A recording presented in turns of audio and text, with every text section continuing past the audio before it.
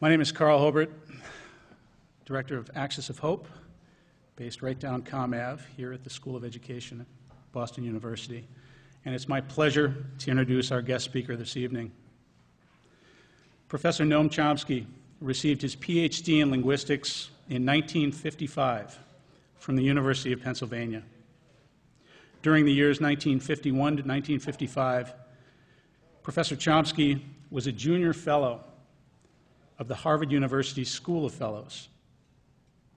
The major theoretical viewpoints of his doctoral dissertation appeared in the monograph Syntactic Structure in 1957. This formed part of a more extensive work, The Logical Structure of Linguistic Theory, circulated in 1955 and published in 1975. Professor Chomsky joined the staff of the Massachusetts Institute of Technology in 1955, and in 1961 was appointed full professor. In 1976, he was appointed Institute Professor in the Department of Linguistics and Philosophy. For over 30 years, Professor Chomsky has been a path-breaking linguist, as well as a provocative, sometimes controversial critic of American policies and politics. He has lectured at countless universities, here and abroad, and he is the recipient of numerous honorary degrees and awards. He has written and lectured widely on linguistics, on philosophy, on intellectual history, on contemporary issues, on international affairs, and on U.S. foreign policy. His most recent books include A New Generation Draws the Line, New Horizons in the Study of Language and Mind, Rogue States, 9/11, Understanding Power, On Nature and Language, Pirates and Emperors, Old and New, Chomsky on Democracy and Education, Imperial Ambitions, Failed States, Perilous Power, Interventions, Inside Lebanon, What We Say Goes, Conversations on U.S. Power in a Changing World, The Essential Chomsky, and Middle East Illusions. His forthcoming book, Hopes and Prospects, will be published in 2010. This evening's lecture by Professor Chomsky is being co-sponsored by the Boston University School of Education under the sage leadership of Dean Hardin Coleman. It's also being sponsored by Axis of Hope, a nonprofit organization collaborating with the School of Education and dedicated to improving the practice of international conflict analysis, management, and prevention in public and independent high school and middle schools in the U.S. and around the world. I was introduced to Professor Chomsky years ago by a mutual friend. As I studied and became passionate about the ideas of Martin Luther King Jr. and Gandhi, and began to ponder the idea of what I still to this day call educational civil disobedience in U.S. schools. Over the years, Professor Chomsky and I spoke about the preventive medicine ideas of Paul Farmer and Jim Kim and Ophelia Dahl at Partners in Health, or the bricks and mortar of schools that Greg Mortensen was working on, or the people's history of the United States idea of mutual friend Howard Zinn. Professor Chomsky's advice and guidance have helped us at Axis of Hope to carefully craft in-class, intellectual, outward-bound conflict resolution exercises to help U.S. and foreign youth learn to prevent rather than to instigate conflict. This is what we now call at Axis of Hope, preventive diplomacy. Professor Chomsky also taught me to pursue what I believed in with passion. In this case, speaking out with a diplomatically dissenting voice about the need to create the prospect for future peace by working tirelessly with youth, specifically focused upon teaching them trust, compassion, transparency, empathy, and humility as global citizens, one child at a time. To Professor Chomsky, I am greatly indebted, as I use many of his sage ideas in teaching a course called SED 214 here, Educating Global Citizens, focusing on international conflict management and prevention. Professor Chomsky's lecture this evening, being filmed by BU Productions and then placed in the archives for future viewing purposes, is entitled Obama, the Middle East and the Prospects for Peace. He will speak for 30 minutes. Following this portion of his lecture, we will open the floor to questions from the audience for 1 hour until 7:30. During the question and answer, there will be 2 Boston University students roving the auditorium with microphones. They will bring the microphones to you so that you may ask your questions. Please wait until the microphone gets to you to ask those questions. One suggestion, if you're in the balcony and you want to come down during that Q&A session, please feel free to walk down and have someone bring you a microphone. Professor Chomsky, it's an honor to welcome you here to Boston University this evening.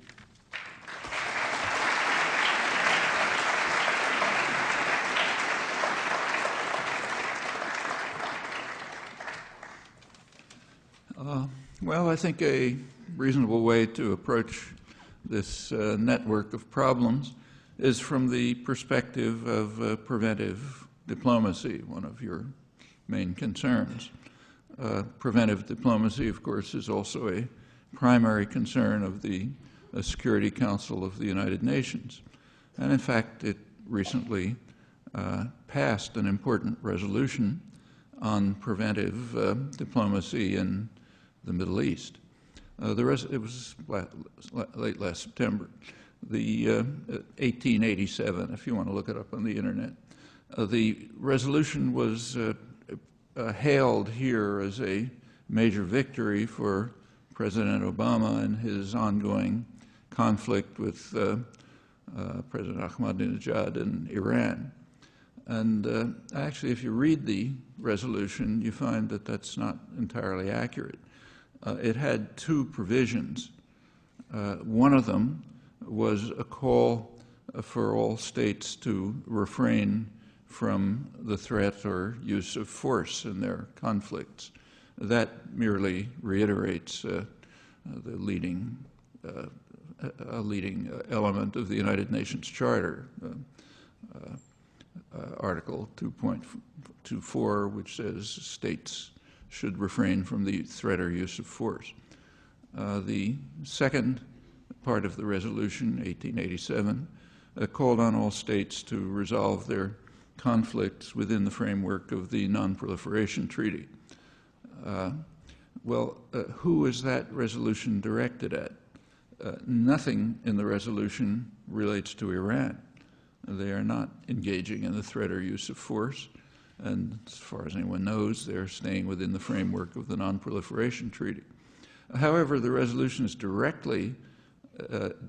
directed explicitly against the 2 states that consistently and regularly do resort to force and the threat of force, namely the United States and Israel.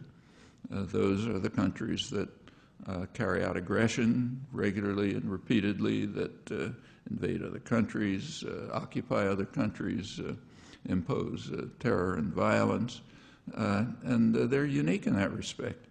Furthermore, they are the countries that refuse to accept the Non-Proliferation Treaty. Now, of course, the United States is a member of the Non-Proliferation Treaty, but it backs other countries that are not and supports them in their violation of the Non-Proliferation Treaty. There are 3 countries that have never signed the Non-Proliferation Treaty, all in the Middle East. One is Israel, one is India, South Asia, and the other is Pakistan. In all cases, they have developed their nuclear weapons programs with U.S. aid and support and continue to. And they all responded to Resolution 1887, as did the United States itself. In the case of India, it responded to the resolution calling for states to settle, to work within the Non-Proliferation Treaty by announcing quite publicly that it can now produce nuclear weapons with the same power yield as those of the great powers, as those of the United States.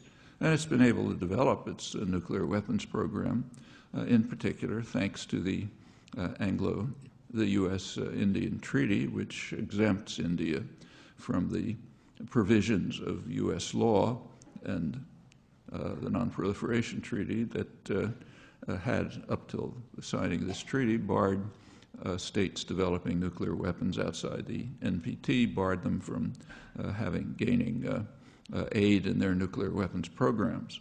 Now, the U.S., of course, says that its nuclear aid to India is for civilian programs, but of course it can be transferred immediately to nuclear weapons programs, and doubtless that's being done. The treaty was signed pretty openly. There was no secrecy about this in order to improve the opportunities for U.S. corporations to sell nuclear equipment to India, jet planes, other military weapons, which would have been barred under the provisions of preceding U.S. law. So that's India.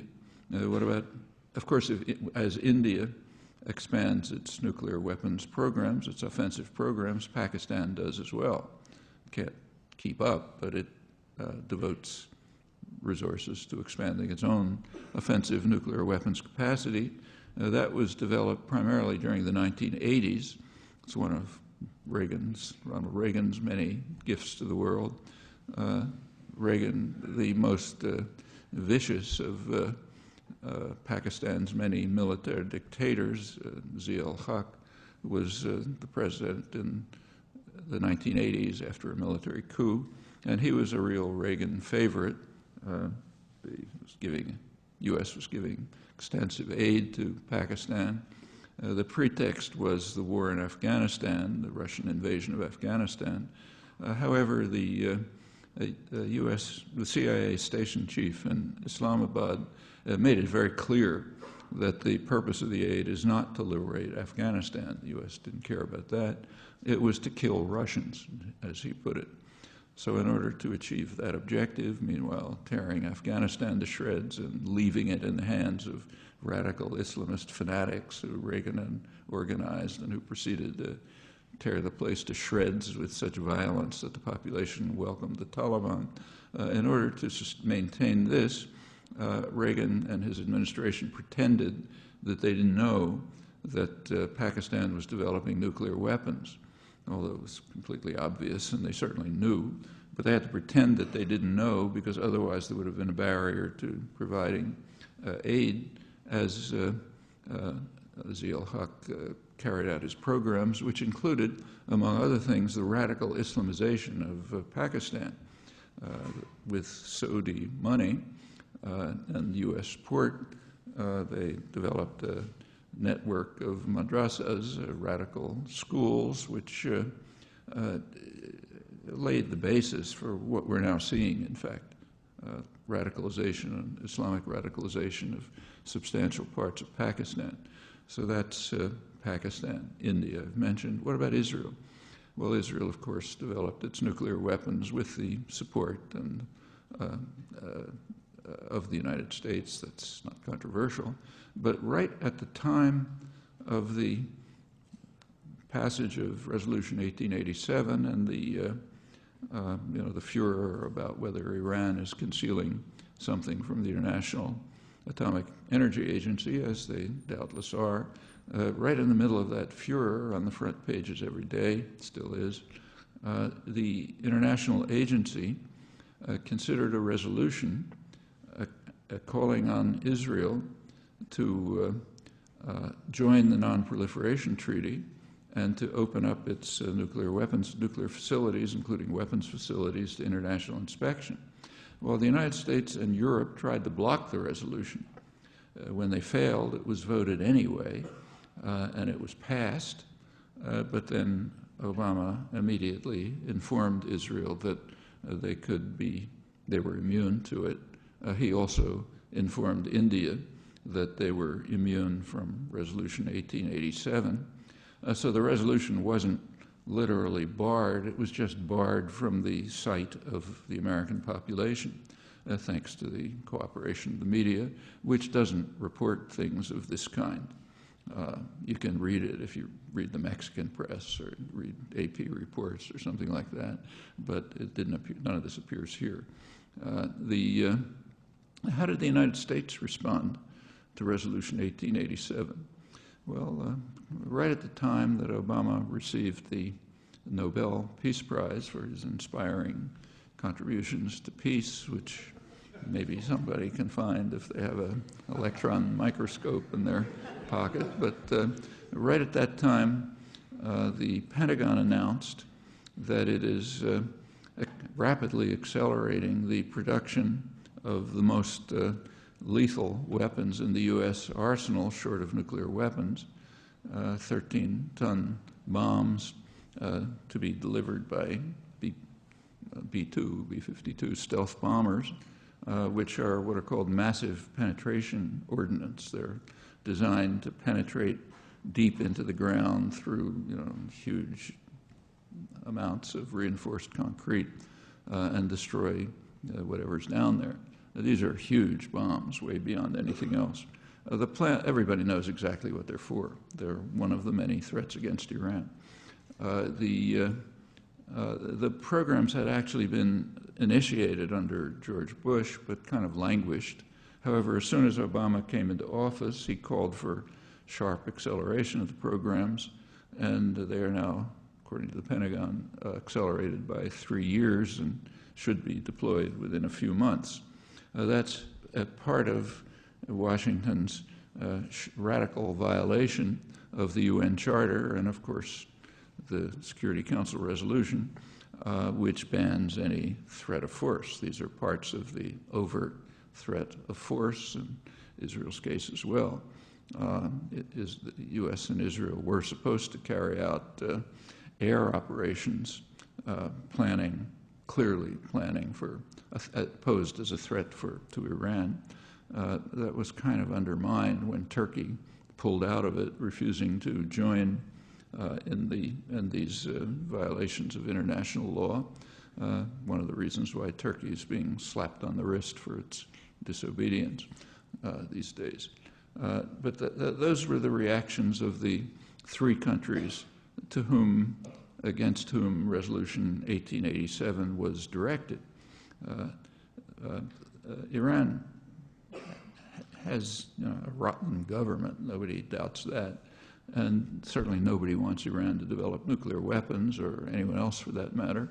But it's easy to see why the world outside the West just doesn't take seriously Washington's professions of concern about these matters.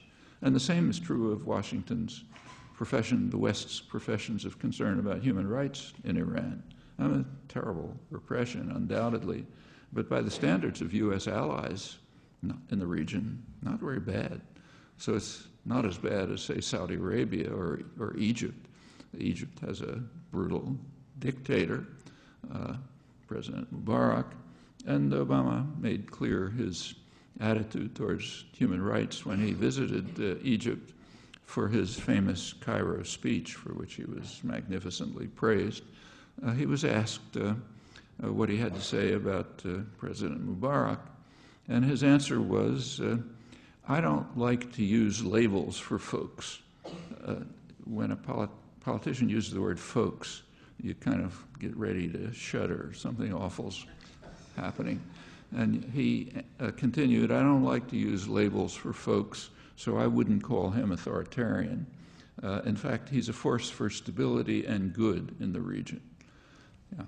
Can you wonder why the world collapses in ridicule outside the West when they hear the United States talking about concern for human rights in Iran? And in fact, it is most of the world outside the West. We don't hear about it because we're carefully protected from the events of the world by an information system designed for that purpose, media commentary and so on. So very few people know that when you read that Iran is defying the international community by enriching uranium. Very few people know that the term international community means Washington and whoever happens to agree with it. So the majority of the countries in the world, the non-aligned countries, it's most of the world, have repeatedly and vigorously endorsed Iran's right to enrich uranium within the framework of the Non-Proliferation Treaty, of which it's a member, unlike the U.S. Allies, Israel, India, and Pakistan. In fact, very few people know that the majority of the American people are excluded from the world, too. They also endorse that right, or they did as of a couple of years ago when the last polls were taken. It's very likely different now because of though I haven't seen a poll, because of the massive propaganda campaign to demonize Iran and portray it as a major threat to world peace that's been going on for the last few years. That's the world, and it's necessary to be very delicate in reporting things. So, for example, one of the most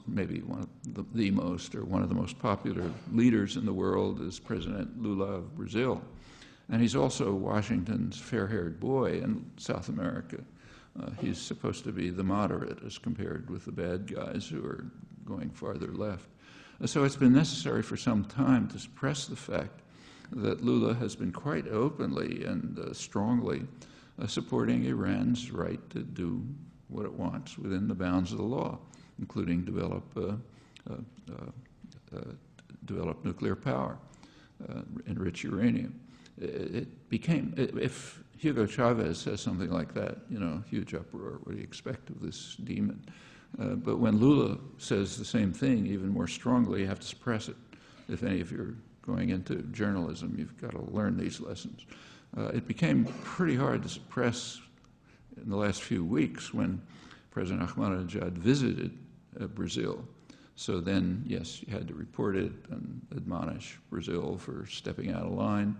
But in fact, relations between Brazil and Iran, in fact, South America in general, and Iran have been improving, trade relations and others, because the world outside the West simply doesn't follow U.S. orders the way it's supposed to. It used to, because it was terrified to do anything else, but the world is getting more diverse, and the Godfather is losing his clout to some extent. So it's necessary to kind of suppress what's happening, though it is happening. There's a lot more like this. So take, say, there was a lot of talk. Remember, a couple of weeks ago, Obama announced that he was going to reconfigure the missile defense systems in Eastern Europe, which were regarded by the Soviet Union, by Russia, it's not the Soviet Union anymore, regarded by Russia as a threat to its security, with justice. If you read U.S. arms control journals, you'll find that U.S. strategic analysts, like, say, Theodore Postel over at MIT, recognize that these so-called missile defense systems would have to be construed by the Russians as a threat to their security. There's a good reason for that. Missile defense systems are not for defense. They're first-strike weapons, and that's understood everywhere.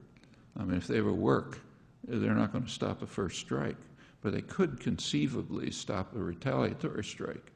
So they're effectively a first-strike weapon, and that's understood by strategic analysts on all sides, almost in the same words.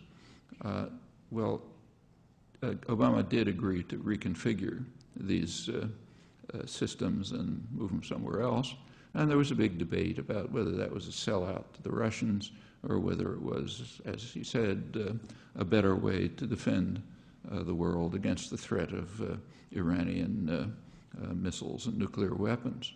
That was the debate. Does the debate make any sense? I mean, suppose Iran had missiles and nuclear weapons. Could it use them? I mean, if they as much as loaded a weapon, the country would be vaporized. And the ruling clerics have not evidenced any wish for mass suicide and destruction of the country that they pretty much own. And in fact, the U.S. intelligence analysts specialized in the Middle East consider the threat of an Iranian attack with missiles as so small that you can't even evaluate it. If they're developing, which maybe they are, it would only be as a deterrent, an effort to deter a threatened, very openly threatened U.S.-Israeli attack. Now, the U.S. is not quiet about this. It's openly threatening attack, Israel even more so. In fact, Israel is Israel happens to have nuclear submarines capable of carrying nuclear-tipped torpedoes, gift of Germany, and it's openly sending them through the Suez Canal with the agreement of the Force for Stability and Good, President Mubarak, sending them through the Suez Canal into the Gulf as a threat to Iran, saying, you know, if we want to, we can wipe you out, and you won't be able to do anything about it. So yes, the threats are constant and continuous, but those are coming from the rogue states, the only states that regularly resort to violence and the threat of violence. Who else is occupying two countries in the region and illegally occupying other territories? Who else constantly carries out aggression in the region and other violence? I mean, Iran hasn't done it for probably 2 centuries, but the United States and Israel do it constantly. So yeah, there's a good reason for the Security Council to be concerned with preventive diplomacy in the region, and for others concerned with preventive diplomacy to be concerned too, and particularly the ones here, because we're right at the heart of it. We're at the heart of the use and threat of the use of force and the threat of force in the region. Nobody else begins to compare. Just think it through. It's kind of an intriguing feature of our intellectual culture that these matters cannot be perceived. I mean, it's not that they're profound or hidden. I mean, they're right on the surface, you know, completely on the surface, but they can't be perceived. That is a revealing indication of the strength of the grip of imperial ideology, which comes naturally in the West. It's a history of the West for hundreds of years, so sort of second nature, so much so that it literally cannot be perceived, though, again, there's absolutely nothing concealed about it. Well, let's turn to the other major trouble spot in the Middle East, Israel-Palestine. What's President Obama's contribution to that? Obama has made actually one major speech about Israel-Palestine. It's when he introduced George Mitchell as his negotiator. Now, Mitchell is a good choice for a negotiator. He was also George Bush's. And he's got a good record. He was prominent in negotiating the peace in Northern Ireland, which is no small achievement. I happened to be in Belfast a couple of weeks ago, and I had been there in 1993. In 1993, it was a war zone. I mean, you couldn't park your car. You know, there were security forces all over the place. People were afraid to go from one area to another because of the threats. Literally a war zone. And this time, it's peaceful on the surface. Like for an outsider like me, it looks peaceful. And of course, the people all look alike, you know, so you don't identify the ones who are in conflict. However, as soon as you travel around a little bit, and with the guidance of people who know Belfast, you see that while it is a vast improvement over what it was, which is a tribute to George Mitchell and Bill Clinton and Tony Blair, the problems still remain not far below the surface. In fact, there still is a regular low level of terror, nothing like what it was, but the divisions remain. There's very little intermingling among the two populations, Unionists and Nationalists. And you see driving through Belfast, you know, a wall of a building with a big painting on it saying, say, Loyalist area, meaning don't enter here or enter at your risk unless you're one of us. The divisions are kind of still there, but they're not violent. They're much less violent. In fact, when I went in 1993, I was my wife and I were taken from Dublin to Belfast by a young woman who was a Catholic a peace activist in Belfast, and she is now a minister in the government. On the way, she managed to get us to visit with an IRA hitman who was on the run. He'd escaped from British jail, so it was kind of secret place and a lot of security and so on. I spent a couple hours talking to him, basically asking one question: what do you think you're achieving by killing Protestants? And his answer basically was, I'm not achieving anything. He killed my cousin. They killed my cousin. I'm going to kill their uncle, and then they'll kill my brother, and that's the way it is. Well, a couple of years later, he was on the negotiating team. Now he's in the government. Okay, things can change, and change for the better. And Mitchell had a substantial role in that. The real reason it happened is because the British finally recognized that if you want to deal with terror, and IRA terror was not a joke, you better pay some attention to its roots. The terror is, it's criminal, but it's based on grievances. And a lot of those grievances are legitimate, and they should be dealt with, terror or not. And if you do pay some attention to the grievances, you'll reduce the terror. And they finally agreed to respond to terror, not by more violence, but by paying attention to the grievances, and it worked. And there's been a tremendous improvement, and that's an important lesson of preventive diplomacy, if you like. Well, let's go back to the Middle East. So Obama introduced Mitchell, and he made a speech, and he said the United States wants to bring about peace through diplomacy and negotiations. And he said, fortunately, there's a very constructive proposal on the table from the Arab League, and he was referring to originally the Saudi proposal, which was adopted by the Arab League and then adopted by the Organization of Islamic States, which includes Iran. And the proposal calls for a two-state settlement on the international border, which has been the international consensus for 35 years, blocked only by the United States and Israel, but that's something else we're not supposed to know. So they endorsed the international consensus, and they went beyond it in the Arab League proposal by saying, well, in the context of establishing a political settlement, establishing two states, the Arab states should proceed towards normalization of relations with Israel. Okay, so Obama referred to the proposal, said very constructive, pat them on the head, and then urged the Arab states to live up to it by beginning to normalize relations with Israel. Well, he's an intelligent man, he's literate, he knows that's not what the proposal was.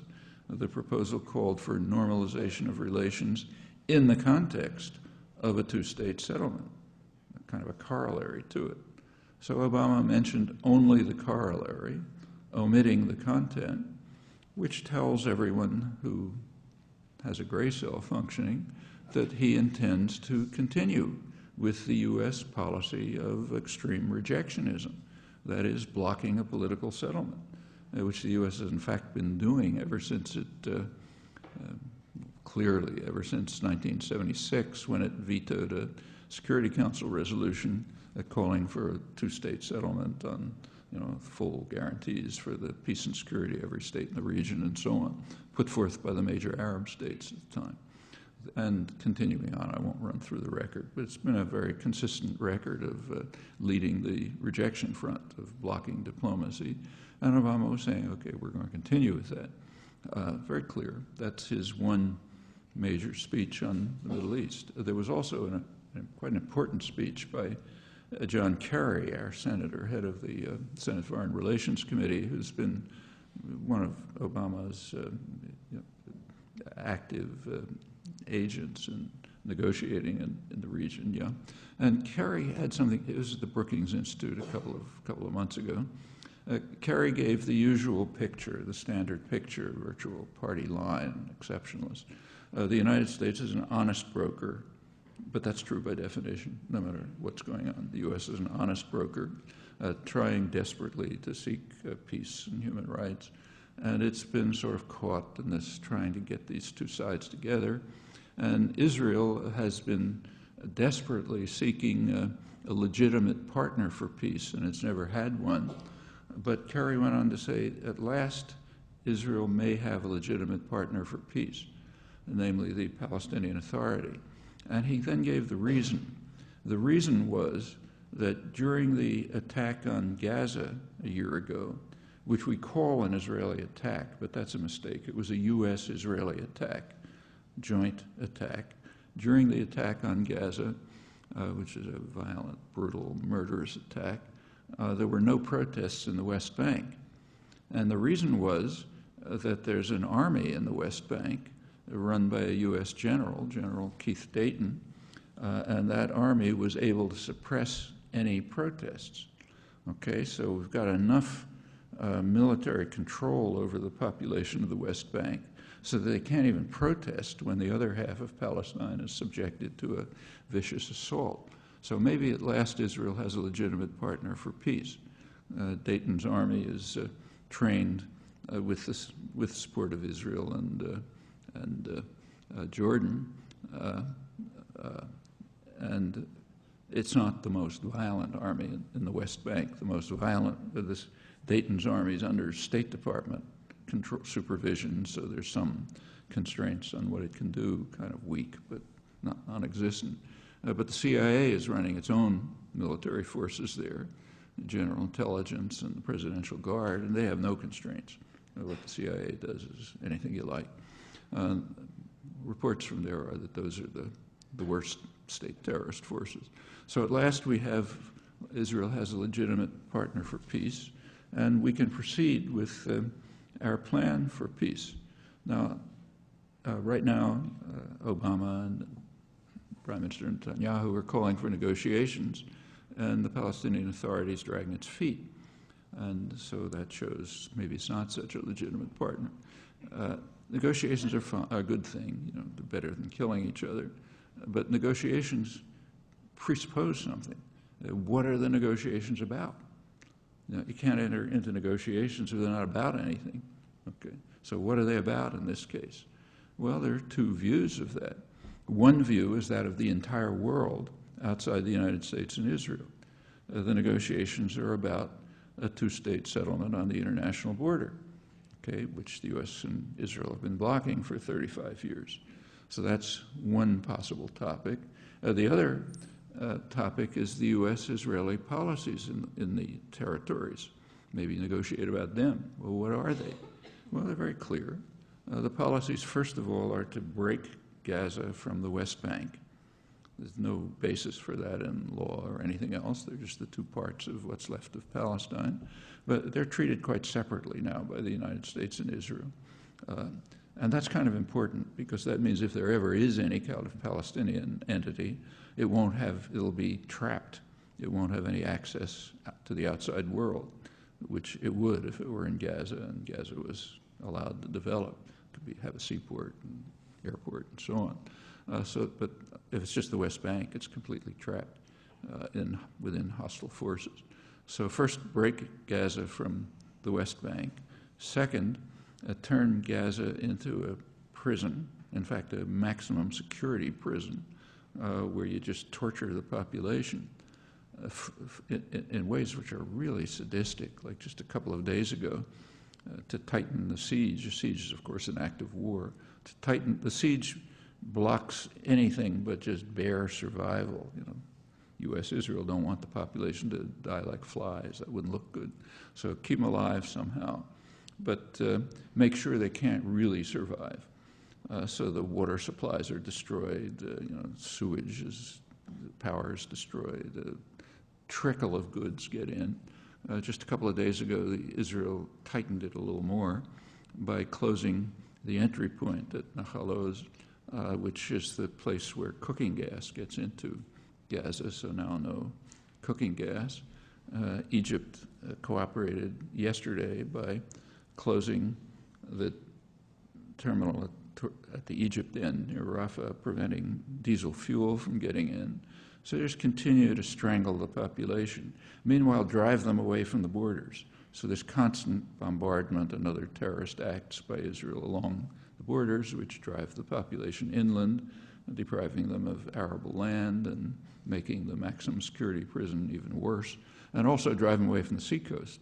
So the Israeli Navy, in the last 7 or 8 years, has just been driving fishing boats out of Gazan territorial waters and right up to the shore, which essentially destroys the fishing industry because after the Israeli destruction of the power and sewage and other facilities, the pollution on the shore is so outrageous that you can't fish there.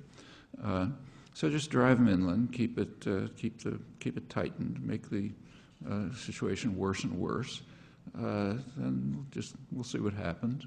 That's Gaza, the prison. In the West Bank, the policies are very explicit. There's a wall snaking through the West Bank. It's called the separation fence. It should be called the annexation wall.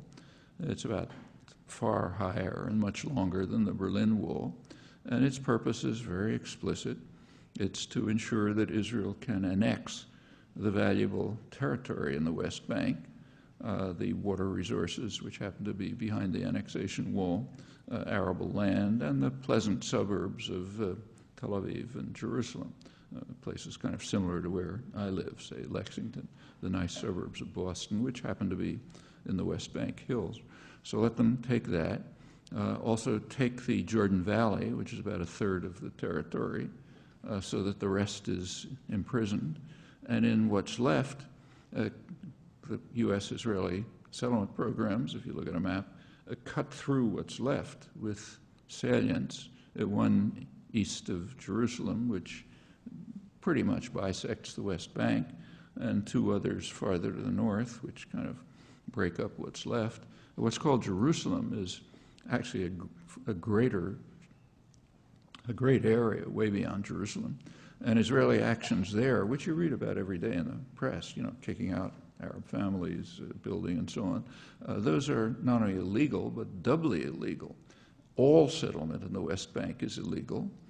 All settlement. That has been recognized universally, including by Israel, since late 1967. As Israel began the settlement programs after the 1967 war, its highest legal authorities, highly respected international lawyer Taylor Meron, its attorney general and so on, informed the government that all of this is in violation of international law. The defense minister, Moshe Dayan, who was in charge of the occupied territories, agreed. He said, yes, it's in violation of international law, but states violate international law, so we'll do it too, which you can do as long as the Godfather says it's fine. So those are in violation of international law. That's all the settlements. And Jerusalem, Greater Jerusalem, doubly, because that's also in violation of explicit Security Council resolutions barring any change in the status of Jerusalem. But as Dayan said, yes, we can violate international law freely as long as our patron provides military, economic, diplomatic, and ideological support. That's us. And then in the little territory that's left, hundreds of checkpoints are put up, mainly for harassment, to make it, say, impossible to go in an ambulance from one place to 2 miles away to a hospital, and just to make life impossible. Following a principle that, in fact, Moshe Dayan stated explicitly back in late 1967, minister in charge, he said we should tell the Palestinians that they will live like dogs, and whoever will leave, and we'll see where that turns out. So that's the U.S.-Israeli policy. It's being implemented right before our eyes. Meanwhile, Obama is talking about settlement expansion, which is just a diversionary tactic. Doesn't make the slightest difference whether they expand settlements or not. They're all illegal, and they all break everything up. So if you can focus on expansion, maybe people forget the real problem, namely the settlements. All of this is designed to ensure that there can't be any